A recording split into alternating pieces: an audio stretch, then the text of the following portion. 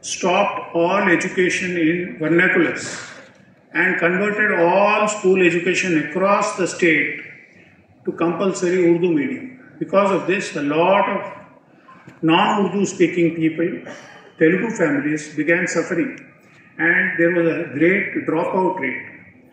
The first people to react, the first community to react to this was the Marathi community, who started what is now known as Vivek Vardhani Institution. 1906, Koratkar, Justice Koratkar and a group of people, they started this.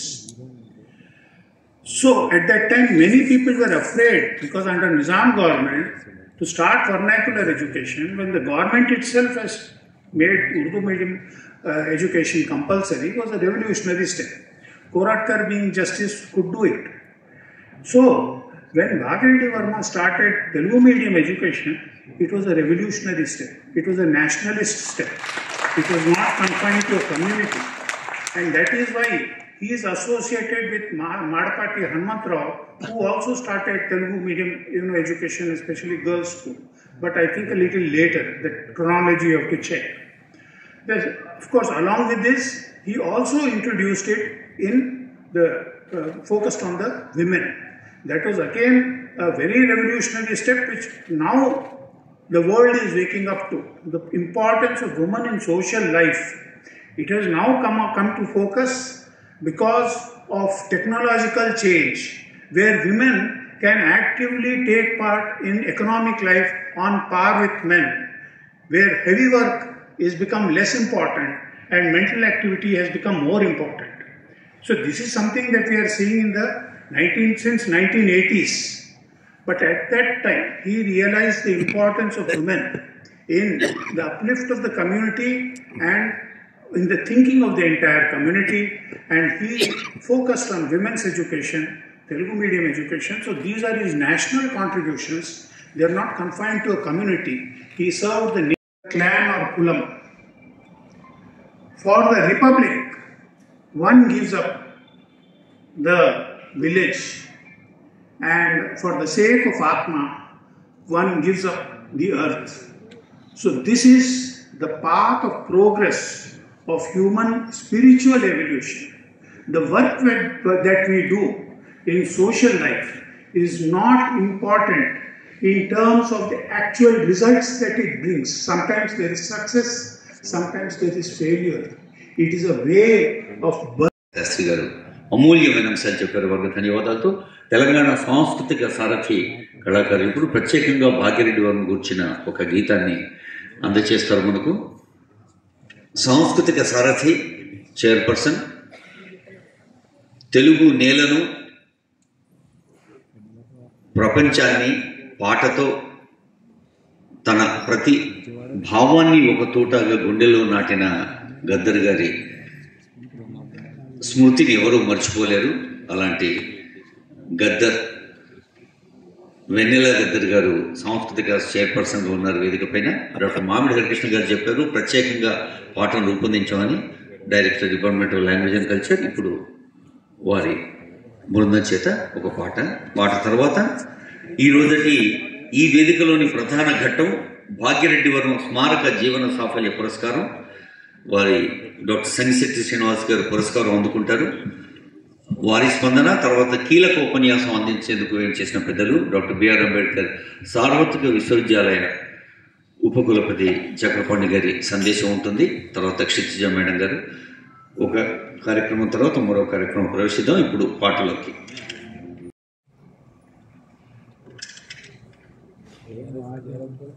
ఎవరైనా ఊహించగలరా 1991లో ఆంధ్ర రాష్ట్రావతరణ దినం అది. అలా arts college మీద ఒక నల్ల జెండా ఎగిరింది. ఆ నల్ల జెండా ఎగరవేసిన గుండె ఈ రోజుకి అవార్డు గ్రహీత డాక్టర్ సంగిశెట్టి శ్రీనివాస్ గారు. Thank you. నా పాల్గొని అర్థం చేసుకున్నాను. డాక్టర్ సంగిశెట్టి శ్రీనివాస్ గారు అక్టోబర్ 10వ తేదీ 1965లో యాదాద్రి భువనగిరి జిల్లా రాజంపేట మండలం రఘునాథపురంలో పుట్టిండు. వాళ్ళ తల్లిదండ్రులు వజ్రమ్మ గారు, స్వామి గారు.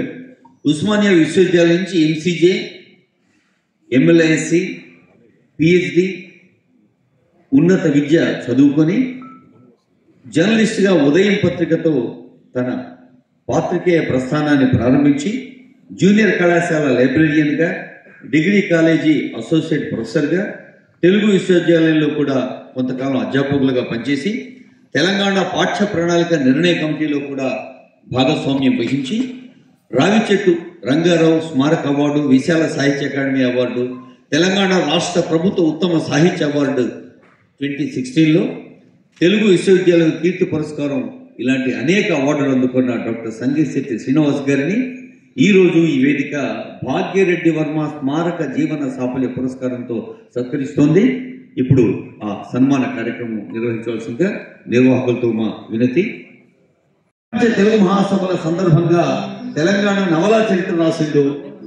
ఆంధ్ర కథకులతో పోలుస్తూ తెలంగాణ కథా చరిత్రను కథాత్మ పేరిట వెలువరించుండు. తొలినాటి తెలంగాణ కథలు, తెలుగు యూనివర్సిటీ నూరెండు తెలుగు కథ, మాదిరెడ్డి సులోచన కథలు, సురవరం సమగ్ర కవిత్వం, వట్టికోట నడవల స్వామి, రామప్ప రభస పుస్తకాలకు సంపాదకత్వం వహించారు.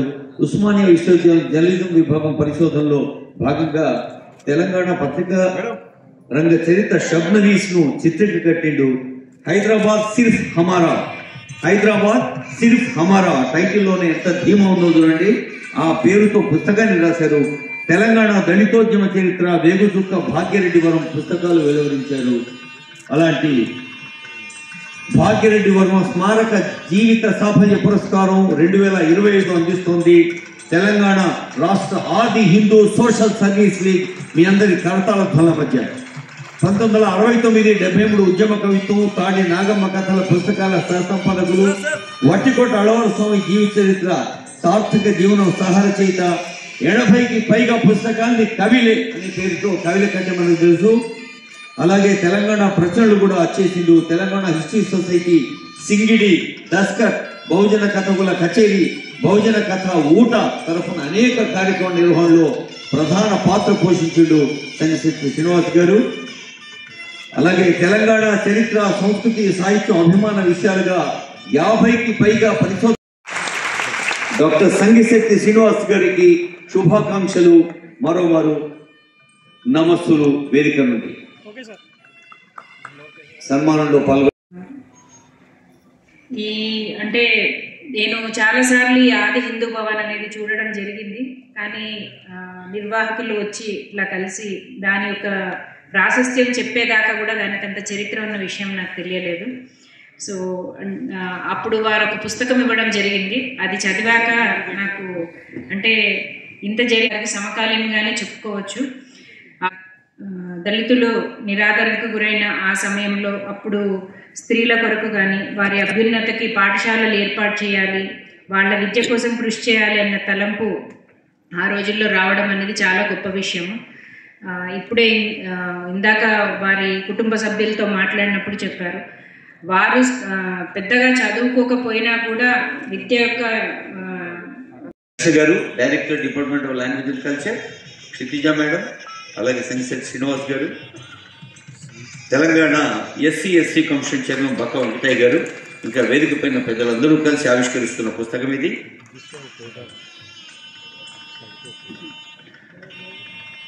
ఆది హిందూ సోషల్ సర్వీస్ అనే ఒక పవిత్రమైన ఉద్యమ రీతిలో జరుగుతున్న కార్యక్రమాలకు డాక్టర్ సంగీశెట్టి శ్రీనివాస్ గారికి ఎంతో దగ్గరి అనుబంధం ఉంది, ఒక ఆత్మీయ బంధం. అది వారి రచనగా అందుతోంది పుస్తకం మనకు.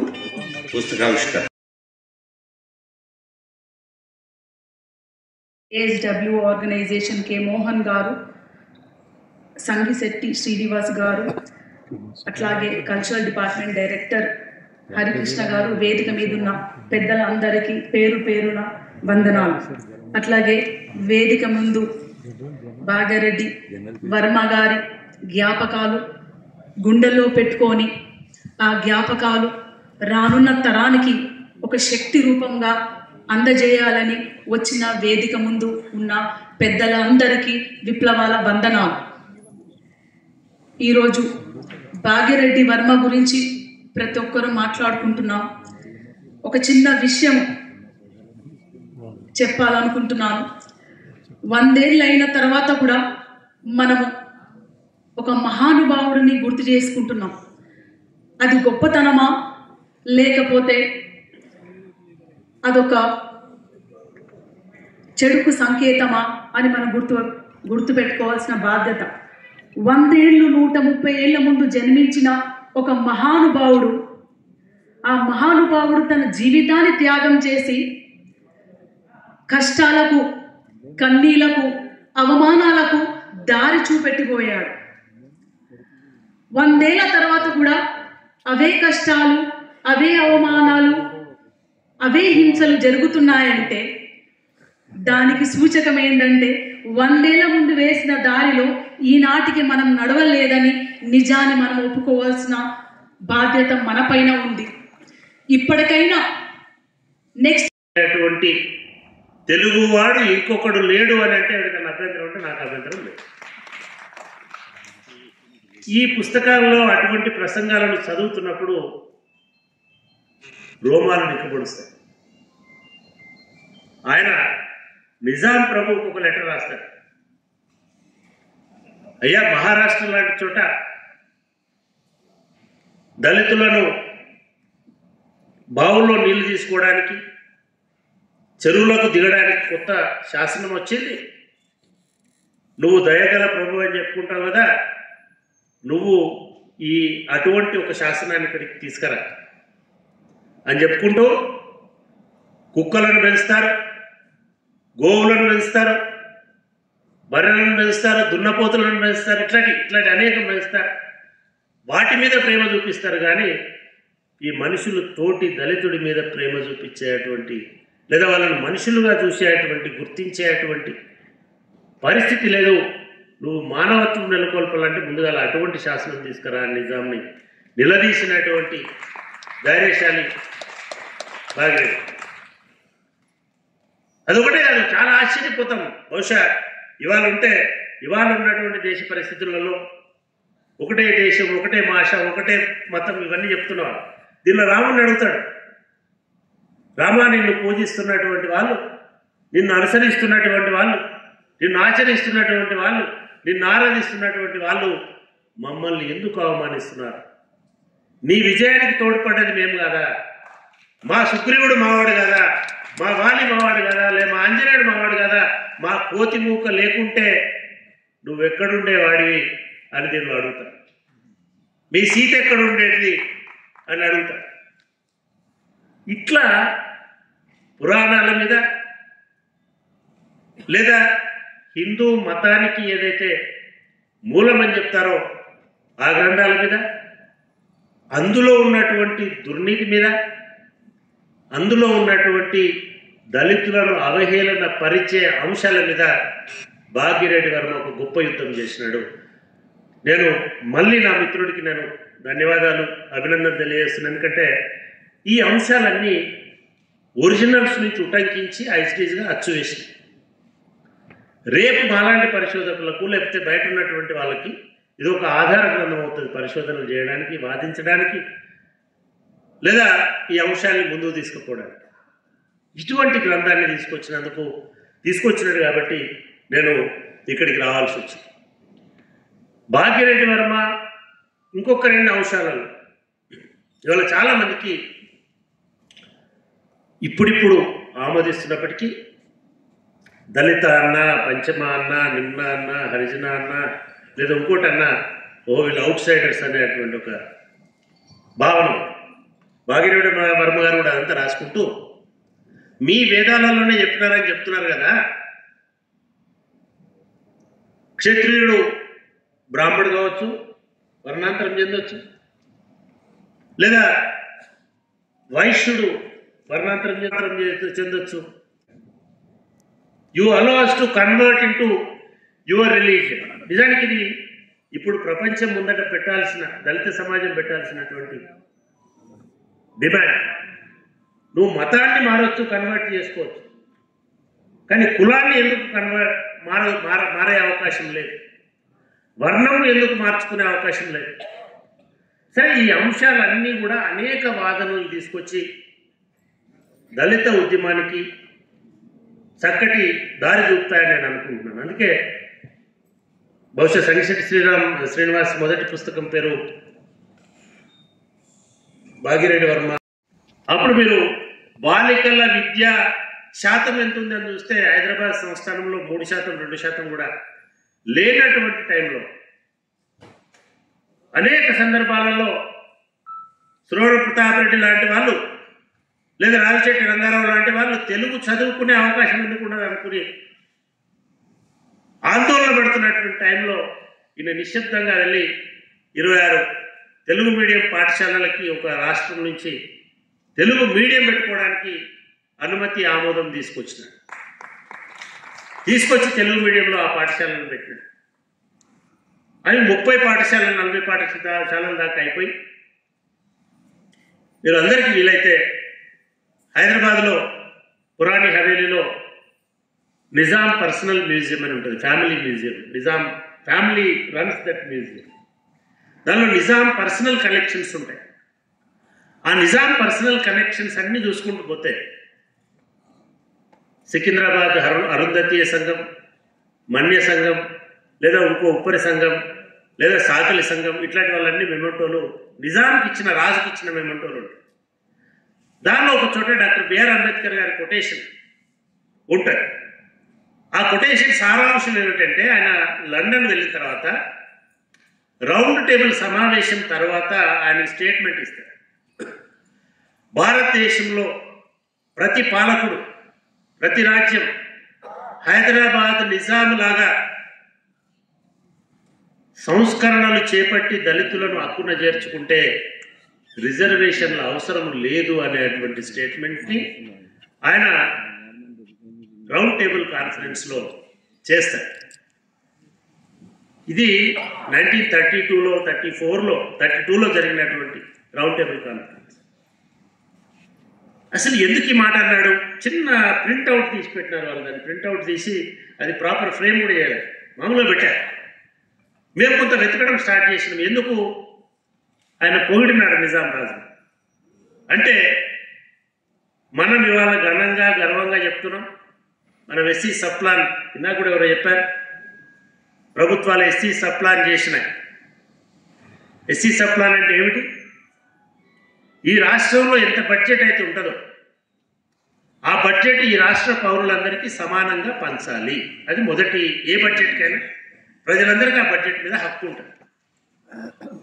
దీనికి అదనంగా ఈ బడ్జెట్లోంచి ఎస్సీల జనాభా అయితే ఎంతైతే ఉంటుందో ఈ రాష్ట్ర జనాభాలో బడ్జెట్లో అంత శాతం ప్రత్యేక నిధులు ఎస్సీల అభివృద్ధి కోసం కేటాయించాలి. ఇది ఇందిరాగాంధీ గారు తీసుకొచ్చినటువంటి 76లో తీసుకొచ్చినటువంటి 77లో తీసుకొచ్చినటువంటి విధానం. ఈ రోజు వరకు కూడా మొదటి నుంచి గత 10-12 సంవత్సరాలుగా లేదా ఆంధ్రాలో కూడా నామకే వాస్తే మనకు 3 లక్షల కోట్ల బడ్జెట్ ఉంది. ఈ 3 లక్షల కోట్లకెళ్ళి 15 కోట్లు అంటే ప్రతి దానిలో 15% దళితుల బడ్జెట్ అంటే 45 కోట్లు కేటాయిస్తున్నాం. కానీ ఈ రవీంద్ర భారతి కరెంటు బిల్లు కట్టడంలో కూడా మళ్ళీ 15% దళితుల పైసలు వేస్తారు. రేషన్ బియ్యంలో కూడా దళితుల పైసలు వేస్తారు. రైతు బంధులో కూడా దళితుల పైసలు వేస్తారు. కానీ అప్పుడు నిజాం నవాబు గారు డిప్రెస్డ్ క్లాసెస్ వెల్ఫేర్ ఫండ్ అని భాగ్యరెడ్డి వర్మ గారి సలహా మేరకు డిప్రెస్డ్ క్లాసెస్ వెల్ఫేర్ ఫండ్ అని ఒకటి కేటాయించారు. మనకి ఎంఆర్ కృష్ణ అని ఒక ఎంపీ ఉండే. I'm fortunate to meet him on several occasions. I went to his house in Alwal. ఆ ఎంఆర్ కృష్ణ ఎవరంటే, భాగ్యరెడ్డి వర్మ ఎక్కడైతే పోయి కొత్త జీవితాన్ని చూసినాడో సికింద్రాబాద్లో, ఆ సికింద్రాబాద్ను నిర్మించిన కూలీలు, అక్కడున్న ఈ సేవక సమాజం అంతా అరవలు తమిళ్స్. ఇప్పటికి కూడా చాలా గ్రామాలు తమిళ గ్రామాలే ఉంటాయి చుట్టుపక్కల, సికింద్రాబాద్ చుట్టుపక్కల. మా సూర్యంకు వెన్నెలకు వాళ్ళకు కూడా తమిళం వచ్చా అనుకుంటున్నాను, ఎందుకంటే ఆ ప్రాంతంలో అంతా తమిళమే మాట్లాడుతుంటారు. అటువంటి ప్లేస్లో ఎంఆర్ కృష్ణ ఒక కళాసి కొడుకుగా అక్కడ చదువుకున్నాడు. చదువుకొని ఫస్ట్ ఎలక్షన్స్లో మా కరీంనగర్ నుంచి పోటీ చేసినాడు ఆయన, పెద్దపల్లి నుంచి పోటీ చేసినాడు, పెద్దపల్లి కరీంనగర్ నుంచి పోటీ చేశాడు. ఎట్లా పోటీ చేశాడు? షెడ్యూల్డ్ కాస్ట్ ఫెడరేషన్ నుంచి పోటీ చేశాడు. అంబేద్కర్ గారు స్థాపించినటువంటి షెడ్యూల్డ్ కాస్ట్ ఫెడరేషన్ నుంచి. అప్పుడు అంబేద్కర్ గారు ఈయన ఇద్దరు ఒకటేసారి పార్లమెంట్ ఉంటారు, లోక్సభ. అప్పుడు ఇద్దరు ఒక్క దగ్గర ఉన్నారు. తర్వాత ఆయన రాజ్యసభ పోయినారు. ఇద్దరు ఒకటే పక్క పక్కన. అంబేద్కర్ గారు ఆయన ఇంటికి వచ్చినాడు, నెహ్రూ కూడా ఆయన ఇంటికి వచ్చినాడు. ఆల్వాల్లో, వెంకటాపురం అవతల ఆల్వాల్లో ఇప్పుడు ఆయన స్కూల్లో వాళ్ళ నేమ్ ప్లేట్స్ ఉంటాయి, ఫౌండేషన్ స్టోన్ వేసిన స్కూల్లో. అంటే ఇంత పెద్ద ఇది జరుగుతున్నప్పుడు అంబేద్కర్ గారి గురించి అంతకంటే ఒక 10 సంవత్సరాల ముందు భాగ్యరెడ్డి వర్మ గారు నిజాం గారికి ఒక సిఫార్సు చేస్తారు. ఈ షెడ్యూల్డ్ కాస్ట్ వెల్ఫేర్ ఫండ్ అంటే ఇప్పుడు అంటున్నాం డిప్రెస్డ్ క్లాసెస్ ఫండ్ నుంచి అంబేద్కర్ పాఠశాలకు 10-12 లక్షల రూపాయల ఆ కాలం.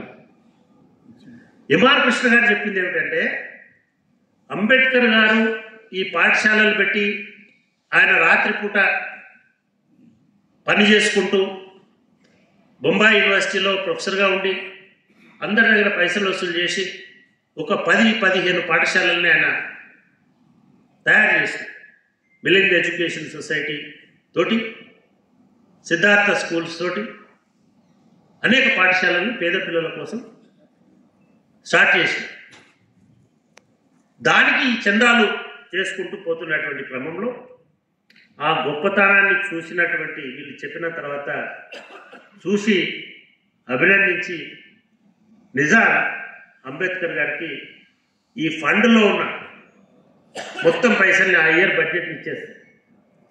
సరే, అది గ్రాంట్ కింద ఇచ్చిండు లేదా మళ్ళీ కట్టాలి, ఇవన్నీ ఉండొచ్చు. ఇవాళ రేపు మనం స్కూళ్ళకి పైసలు ఇవ్వడానికే బడ్జెట్లో పెడుతున్నాం తప్ప పైసలు వస్తున్నాయి.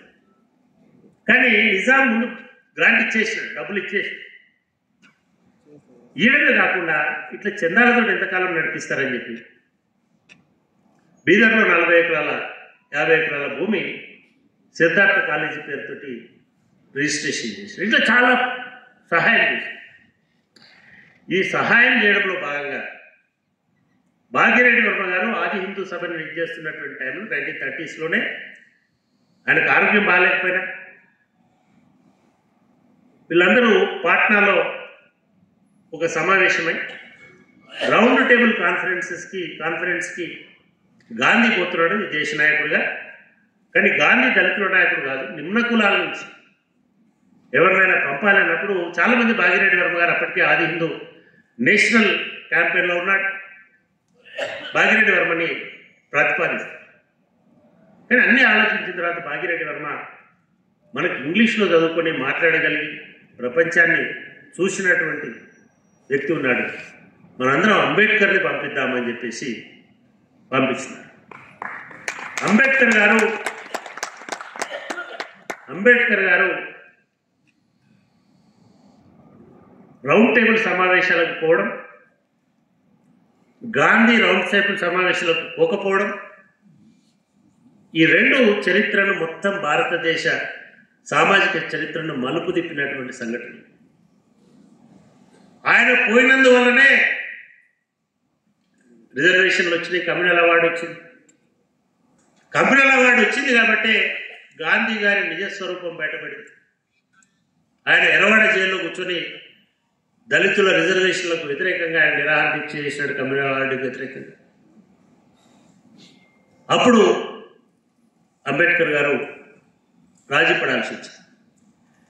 కానీ దీనికి మనం గుర్తుపెట్టుకోవాల్సిన ఇంకో విషయం ఏంటంటే, సంశెట్టి ఆ విషయాలను కూడా బహుశా నెక్స్ట్ పుస్తకంలో తీసుకురావాలి లేదా అవి బయటకు తీసుకురావాలి.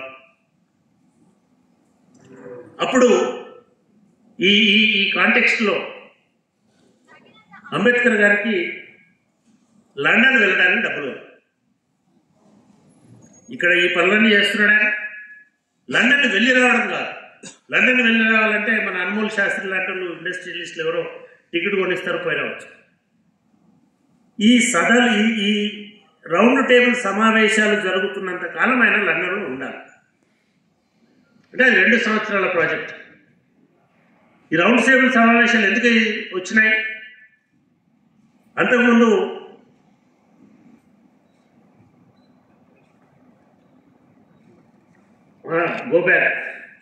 సైమన్ గోబ్యాక్ అన్నాం కాబట్టి వచ్చింది. సైమన్ కమిషన్ అనేది భారతదేశ పరిపాలన ఎట్లుండాలి, అధికారాలు ఎట్లుండాలి, ప్రభుత్వాలు ఎట్లుండాలి చూడడానికి వచ్చింది. వచ్చినప్పుడు మనల్ని బైకాట్ చేసినాం గాంధీ గారు, మిగతా అందరూ. ఎందుకంటే సైమన్ వస్తే ఇక్కడ రిలీజియస్ లేదా మైనారిటీ రిజర్వేషన్స్ ఇస్తాడు, ఇది కావద్దు, దళితులకు రిజర్వేషన్లు ఇస్తాడు, ఇవి కావద్దు. దానికి వ్యతిరేకంగా కొట్లాడితే అప్పుడు ఇద్దరే సైమన్ వెల్కమ్ చెప్పినారు. ఒకటి పెరియార్ గారు, రెండు డాక్టర్ బిఆర్ అంబేద్కర్. అంబేద్కర్ గారు సైమన్తో మాట్లాడారు. సైమన్ కమిషన్ ముందట స్టేట్మెంట్ ఇచ్చాడు. దాన్ని చూసి సైమన్ అంబేద్కర్ని పిలవాలన్నారు. సరే, డబ్బులు లేనప్పుడు నిజాం గారికి ఈ ఫెడరేషన్ ఈ డిప్రెసివ్ క్లాస్ అసోసియేషన్ దానిలో భాగిరెడ్డి వర్మ గారు సలహాదారుడు. వీరిచ్చిన సలహా మేరకు అంబేద్కర్ గారికి ఒక గ్రాంట్తో పాటు నెల ఆయన లండన్లో ఉండడానికి కావాల్సినటువంటి స్కాలర్షిప్ని నిజాం మంజూరు చేసి అక్కడ 2-3 సంవత్సరాలు డాక్టర్ బిఆర్ అంబేద్కర్ గారు లండన్లో ఉండి ఒక కొత్త రాజ్యాంగం 1935 కాన్స్టిట్యూషనల్ యాక్ట్ అని అంటారు, దానికోసం ఈ రౌండ్ టేబుల్ సమావేశాలు జరిగినాయి. దాంట్లో దాదాపుగా ఒక 6 చాప్టర్స్ని డాక్టర్ బాబాసాహెబ్ అంబేద్కరే రూపొందించినాడు. దాని నుంచే మనకు రిజర్వేషన్లు, దాని నుంచే మనకు బ్యూరోక్రసీ, దాని నుంచే మనకు శాసనసభలు, దాని నుంచే స్టేట్ సెంట్రల్ అధికారాలు ఇవన్నీ వచ్చినాయి. ఆ రకంగా భాగిరెడ్డి వర్మ ఒక తరాన్ని ఆయన వెనక్కి తగ్గుతున్నటువంటి టైం, ఆయన అనారోగ్య కాలంలో, లేదా ఆయన బహుశా ఎవరూ ఊహించము జీవితంలో అంత త్వరగా భాగిరెడ్డి వర్మ గారు ఇదవుతారు. అట్లా అంబేద్కర్ గారిని ఒక కొత్త రూపంలోకి, ఒక కొత్త మార్గంలోకి తీసుకొచ్చి తనకు తెలియకుండానే, అంబేద్కర్ గారికి తెలియకుండానే అంబేద్కర్ అనేటువంటి ఒక మహానుభావుడికి మార్గనిర్దేశం చేసినటువంటి వ్యక్తిగా భాగిరెడ్డి వర్మ ఉన్నారు. నేను చాలా ఎక్కువ టైం తీసుకున్నట్టున్నా, నేను ఇక్కడితో ఆపేస్తున్నాను. ఈ సందర్భంగా చాలా కాలం ఇక్కడ గవర్నమెంట్ కూడా ఎవరు లేరు, వినటోళ్ళు కూడా లేరు, కానీ బట్ మీ అందరి ద్వారా ఈ ప్రభుత్వానికి ఒక విన్నపం ఏమిటంటే, ఎవరెవరో విగ్రహాలు వస్తున్నాయి ట్యాంక్ బండ్ దగ్గర, ట్యాంక్ బండ్ చుట్టూ, లేదా హైదరాబాద్ నగరంలో. ఇందాక మా వెన్నులమ్మ వాళ్ళ కళాకారులు పాడినారు, భాగ్యనగరానికే భాగ్యోదయం తీసుకొచ్చినటువంటి వ్యక్తి భాగ్యరెడ్డి వర్మ విగ్రహం లేదు. మేము 15 సంవత్సరాల నుంచి రకరకాల ప్రయత్నాలు చేస్తున్నప్పటికీ అది సమకూరలేదు, అది వీలు కాలేదు. నేను చివరికి పొన్నం ప్రభాకర్ గారు వస్తున్నామని వారికి కూడా ఫోన్ చేసిన, వారికి నాకు ఇన్ఫర్మేషన్ లేదని వారు చెప్పారు. మీ ద్వారా ఆయన హైదరాబాద్ మినిస్టర్గా ఉన్నారు కాబట్టి ఖచ్చితంగా ప్రభుత్వం రేవంత్ రెడ్డి గారు చాలా విగ్రహాలు పెడుతున్నారు, చాలా విషయాలు చెప్తున్నారు.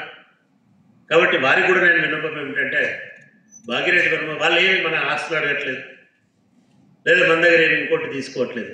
ఆయన విగ్రహాన్ని ఒకటి పెట్టాలనే వ్యక్తిగా, ఈ కుటుంబంతో పరిచయం ఉన్నటువంటి వ్యక్తిగా నా ప్రతిపాదన.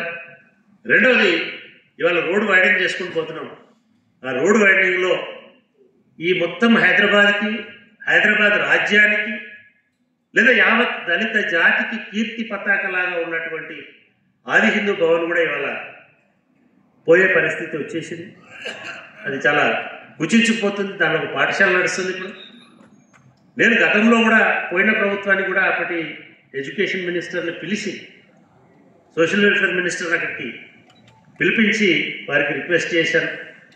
ఇవాళ మీరు యంగ్ ఇండియా స్కూల్స్ అని పెడుతున్నారు, దాంట్లో బాలికలకు ఏర్పాటు చేస్తున్నటువంటి పాఠశాలలకి భాగ్యరెడ్డి బాలికల గురుకుల పాఠశాలలను పెట్టాలి అనేటువంటిది ప్రభుత్వానికి నా రెండవ సూచన. అదేవిధంగా ఆది హిందూ భవన్ ఇప్పుడు 100 సంవత్సరాలు అయింది. అది హెరిటేజ్లో ఉన్నా లేకపోయినా అది మా హెరిటేజ్ కాబట్టి, అది దళితుల హెరిటేజ్ కాబట్టి, ఆది హిందువుల హెరిటేజ్ కాబట్టి దాన్ని యథాతథంగా దాన్ని రిస్టోర్ చేసేటువంటి ప్రయత్నం కూడా, కాపాడే ప్రయత్నం కూడా చేయాలని ఈ 3 ప్రతిపాదనలు నా వైపు నుంచి పెడుతూ నాకు ఈ అవకాశం ఇచ్చినందుకు ఆది హిందూ సోషల్ సర్వీస్ లీగ్కి, అదేవిధంగా షెడ్యూల్డ్ కాస్ట్ వెల్ఫేర్ డెవలప్మెంట్ శాఖకి, ముఖ్యంగా భాషా సాంస్కృతిక శాఖకి నేను ధన్యవాదాలు తెలియజేస్తూ, నా గురించి చాలా మంచి మాటలు చెప్పినటువంటి నా మిత్రుడు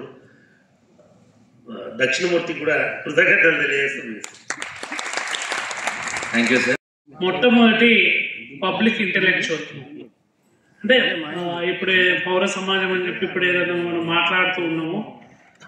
రెండు తెలుగు ఆంధ్రప్రదేశ్లో కావచ్చు, తెలంగాణలో కావచ్చు, రెండు రాష్ట్రాల్లో కూడా మొదటి పబ్లిక్ ఇంటెలెక్చువల్ ఎట్లా అంటే 1906 నాటికి ఆయన జగన్మిత్ర మండలి పెట్టి దళితుల అభ్యున్నతి కోసానికి పోరాడుతూనే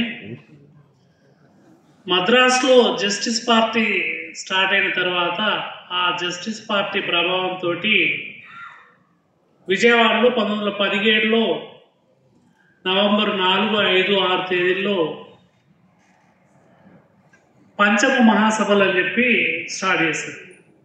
ఆ వేదిక మీద ఉన్నటువంటి భాగ్యరెడ్డి వర్మ ఇది పంచమ అని చెప్పి మనకు మనమే తక్కువ చేసుకోవడం ఏంది, మనము ఆది హిందువులము, ఆర్యుల కన్నా ముందు నుంచి ఈ దేశంలో ఉన్న మూలవాసులం, అట్లా మనం ఆది హిందువులం అని చెప్పి హిందూ అనేది ఒక మతానికి చిహ్నంగా కాకుండా ప్రాంతానికి చిహ్నంగా వాడింది. 1917 నవంబర్ 4, 5, 6 తేదీల్లో విజయవాడలో సభలైతే 3 రోజులు ఇంద్రకీలాద్రి మీద ఆ గుట్ట మీద గుడి మూసేశారు. అమ్మవారి గుడి ఎందుకు మూసేసారు అంటే కింద దళితుల సభ జరుగుతుంది, ఆది హిందువుల సభ జరుగుతుంది, పంచముల సభ జరుగుతుంది. వాళ్ళు బలవంతంగా గుళ్ళోకి వచ్చే ప్రమాదం ఉంది కాబట్టి తోసుకొని, ప్రమాదం అనేది కోర్సు అట్లా తోసుకొని వచ్చే అవకాశం ఉంది కాబట్టి ఆ 3 రోజులు దుర్గ గుడిని మూసేస్తారు. అంటే ఎంత ప్రభావశీలంగా ఆయన ప్రజా ఉద్యమంలో అడుగులు పడ్డాయో అనేది మనం అర్థం చేసుకోవచ్చు. ఆయన కలకత్తా, బాంబే, మద్రాస్, లక్నో, మైసూర్ దేశంలోని చాలా ప్రదేశాల్లో తిరిగి దళితుల యొక్క గొంతుని వినిపించాడు. నిజానికి తెలంగాణ వాళ్ళకంటే ఎక్కువ అక్కడ స్టోల్ ధరించి అదే ఫోటోను తీసుకెళ్లి గ్లోబల్ లీడర్లను తన డిప్లొమా అంకితం ఇచ్చారు. So they have dedicated their education from university of Cincinnati to Bhagya Reddy Varma, doctor Ambedkar and Eshwaribai. ఆ అంకిత భావానికి మనం చప్పట్లు కొట్టి వారిని ప్రత్యేకంగా ఆనందాన్ని వ్యక్తం చేయాలి.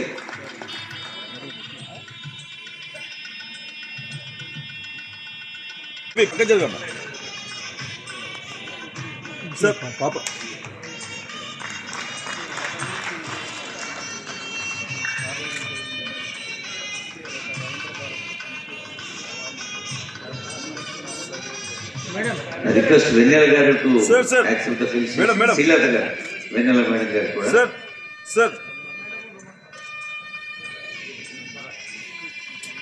తర్వాత SC/ST కమిషన్ చైర్మన్ వెంకటయ్య గారు,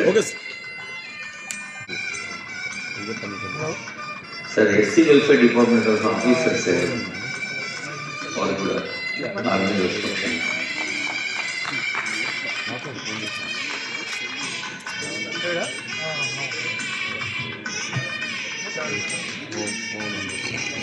deputy director SC welfare department doctor సత్కారం కోసమే కోరుతున్నా.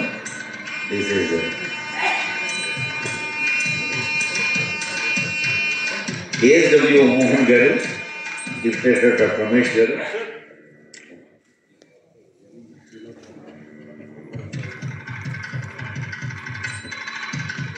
అలాగే వేదిక పైన పెద్దలు డాక్టర్ M. వినోద్ కుమార్ గారు, ఫార్మర్ అంబాసిడర్, వారిని కూడా నిర్వాహకులు ఆత్మీయంగా సత్కరిస్తారు.